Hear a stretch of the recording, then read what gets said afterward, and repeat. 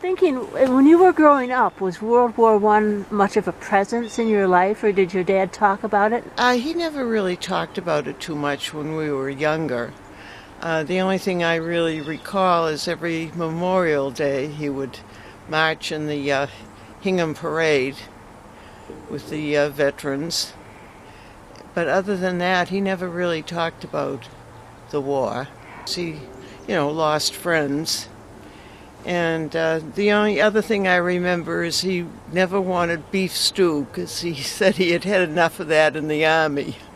But other than that, he never really talked about it until his later years. Did he just... I think maybe he just wanted us to know what he had, gone through.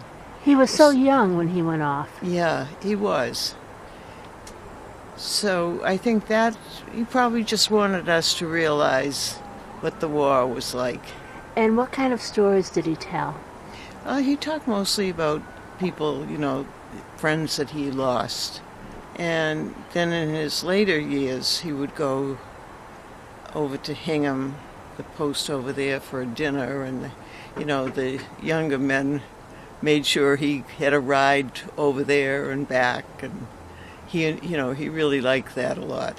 And then one year he was the Grand Marshal in the Hingham Parade. So that was quite an honor for him. World War I? I do have his dog tags and his battle star. He kept all his marbles right up until the day he died. He was alert and remembered everything and knew all his grandchildren. And I think I'm not sure about this because as I say, he never really talked about it. But he was in the National Guard, and they were the first ones called up from around here. And I know they didn't receive much training before they were sent over to France. Yeah, I watched the coverage, and I always think of him especially on, we called it Armistice Day and back then. And and Memorial Day, I just remember him trying to get ready and calling to my mother, "Where's my hat? Where's my belt?" Get his uniform on.